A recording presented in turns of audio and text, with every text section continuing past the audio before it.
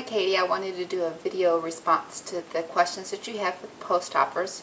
I'll try my best to remember everything. I'm like 18 months post-op, so it's been a long time. But the things that I'm glad I took to the hospital, and the things that I didn't need at the hospital that I did take. I'm glad I took my chapsticks. You get very dehydrated. There's a long time that you can't drink. So having that with you will just make you feel better. And just think about whatever it is that makes you feel good when you're not feeling well at home. You know, be it a fluffy robe or your own pillow or something like that. But I do recommend taking your own robe and slippers anyways. Odds are, since it's going to be a bariatric surgery, that they'll have the larger gowns and everything for you, but just in case. Plus, it'll just make you feel better. You have your own toiletries. They'll usually supply it, but once again, it's the comforts of home to have that for yourself. And a ponytail holder or a scrunchie, something to pull your hair up out of your face. At least that was helpful for me. And then a set of loose clothes for you to go home in. What I did was just went home in the same clothes that I went in with. I just had a really stretchy pair of gauchos and a big shirt that I wore for, a couple hours before my surgery on that day, and then I just took a change of underclothes and everything and then wore the same clothes home when I went home. Keep in mind, you're going to be drowsy from the pain medicine and kind of weak, so, I took a book with me and I didn't even pick it up. I took magazines and everything, and I had no interest in them, so when I was awake, I was, doing my walking around or trying to get some liquids in and poking around the TV, and inevitably I'd start watching something and then fall asleep. So you probably won't need much like that yourself, but I brought a protein shake with me in a blender bottle, but I'd never used it. It was enough to get me to drink or eat the food that they provided at the hospital. You don't feel like, well, I didn't feel like eating, so you could take it with you if you want and go ahead and get a jump on your protein as long as your surgeon is okay with that. Oh, and take a pillow, and they might give you one at the hospital. I know they did at my hospital. Take it with you for your ride home to hold over your stomach for if you have to cough or sneeze or laugh or bumps on the ride home or anything like that. That was really helpful. And then stuff that you should have ready at home. I seen your video the other day for all your preparation that you're doing, and your ride on hand. You're doing really well with that. Just have your measuring cups and everything. As far as foods, have your broth, some skim milk,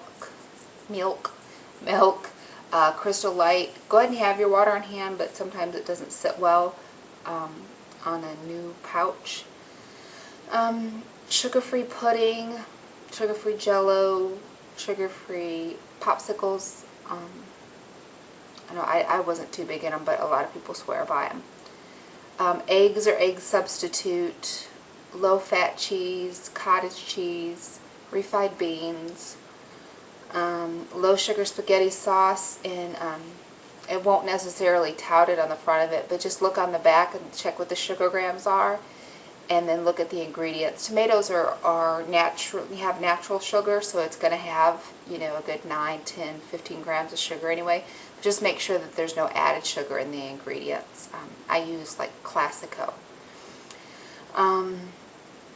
Dried milk, it comes in a low-fat or no-fat form, and it's another way to bump up your protein. So just about all the foods that I made, I put it in there, just get my protein where I could. And I was still drinking protein shakes, but you've probably heard or seen that getting your protein and liquids in is hard enough. So and then just have your staples for several options of your pureed foods. I don't know if you're doing a liquid diet right after, or if you're released to a pureed foods. That's what we did. So just have all the staples for that on hand. AJ really found the cream of chicken cup of soup beneficial. You know, it makes like a cup at a time, and he would eat about half of it. It was warm, it was soothing, it went down really easy, so something like that. And I'm going to try in the next week or so to make a small group of videos of foods that are really good directly post-op, like the lasagna, the refried bean dip, chili relleno, you know, stuff like that. So be on the lookout for that. I said I'm going to try. So I start back to school on Tuesday, so we'll see how that goes. I had extra pillows. I had I had my gallbladder taken out in 2001, and I was very uncomfortable. I didn't like laying down flat, and I like to be propped on pillows, so I went and bought like 5 extra pillows before surgery, just to have those around me when I was resting or when I was sleeping, so that I was inclined a little bit. And then eventually, as I started healing, I started removing those until I got to where I could lay down flat. You might not have that problem. I know AJ didn't. He laid down flat, as soon as he got home. So then have your protein, your vitamins, and your supplements on hand. Don't wait until after you've had your surgery to go out and try to get those.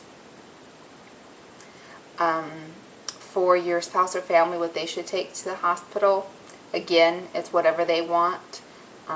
Take a list of people you want contacted after you're out of surgery so they can know how you're doing. You know, books, puzzles, maybe a small blanket.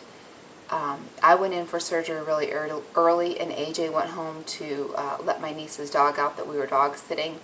And his plan was to take a nap, but as soon as he laid down, maybe a half hour later, my doctor called and said I was out of surgery.